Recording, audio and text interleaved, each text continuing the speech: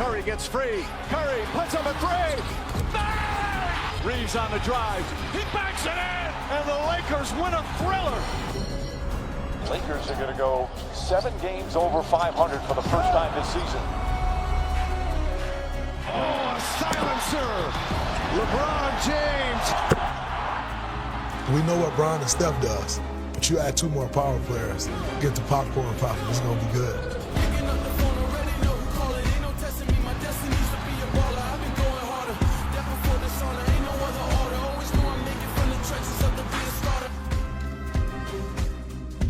The first 3 chapters of the Warriors-Lakers showdown this season, they have been epic. But tonight, you're adding 2 powerhouses to the mix. This is going to be dynamite. Let's start with Golden State. The Warriors, they've turned back into a juggernaut with Jimmy Butler sharing the floor with Steph. They've won 90% of their games with both stars in the lineup, 20 games into this partnership. Now, the Lakers, they haven't been quite at that clip, but their 11-6 record with Luka and LeBron in the lineup, it's even more impressive when you consider it includes wins over the Knicks, the Rockets, the Nuggets, as well as the Clippers twice. So back to the Warriors here. With Jimmy and Draymond leading the defense, Golden State, they've had the league's best defense since Butler debuted. That's up from 10th before Butler arrived and 15th last season.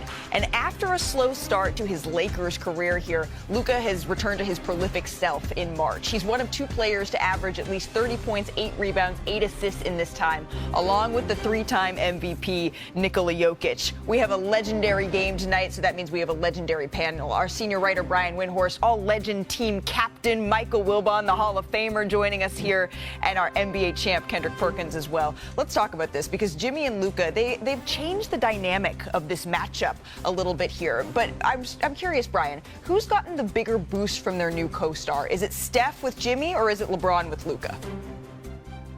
Well, Malika, look at that record you just showed. Yeah. I mean, 18-2. How can you argue with that?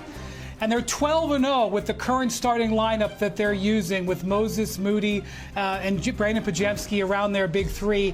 And how can you ignore that? And I do not want to offend the Rockets fans out there because they have worked very hard.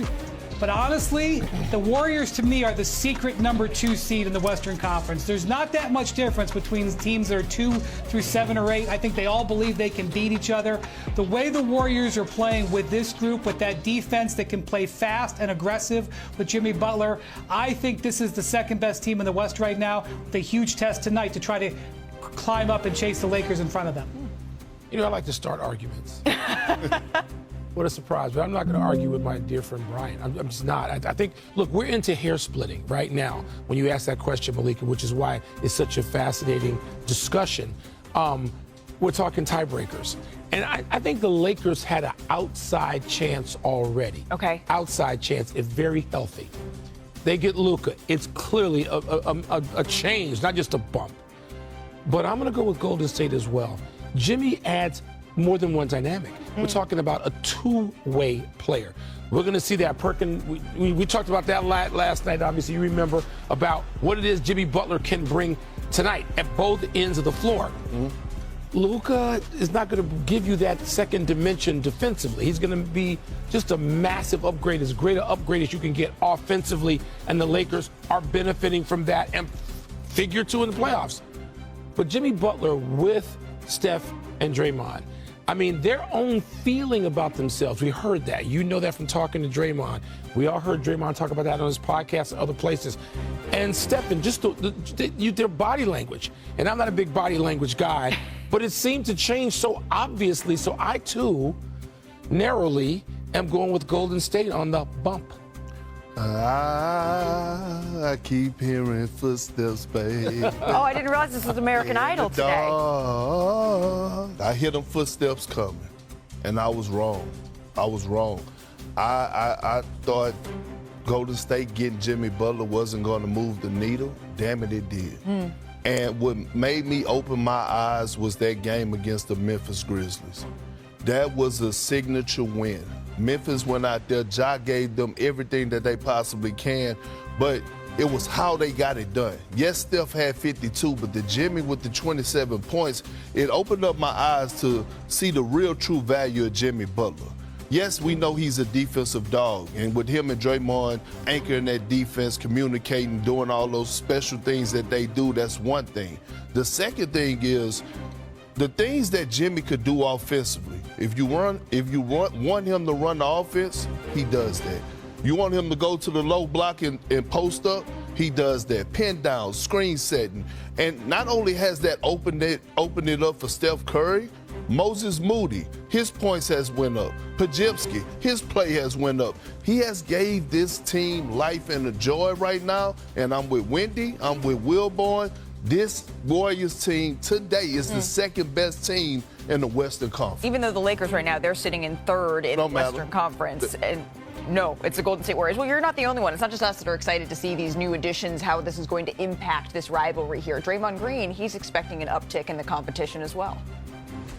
Those are two power players. And then they also have a guy over there who's playing like a power player and is becoming a power player in Austin Reeves. Are we good with saying that they have a big three at this point? Austin Reeves is not the same Austin Reeves we saw 4 months ago. It's a different player.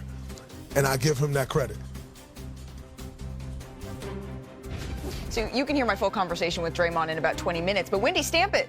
He says that the Lakers have a bona fide big three here. So looking ahead to the postseason, we could see this matchup in the first round. Right now, that's not the seeding. Which trio do you have more faith in heading into the playoffs? Okay, so LeBron and Luka are probably first ballot Hall of Famers, okay? So I do not want to take a position here that is diminishing them.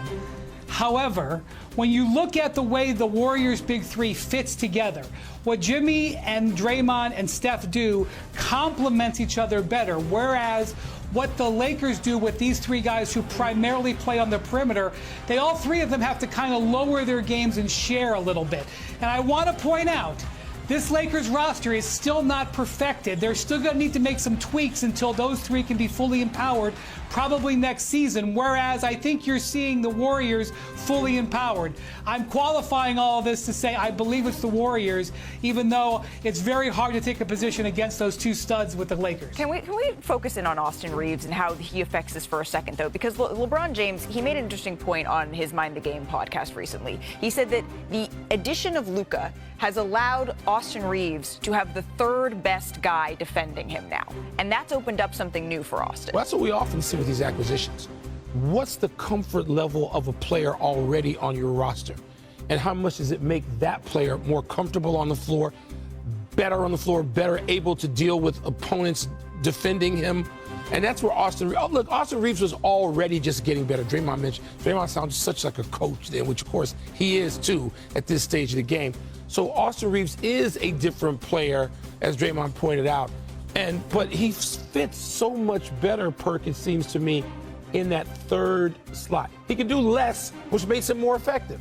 He can, but right now, the way that LeBron has been looking since his injury, he's going to have to do more. What do you mean by that? But meaning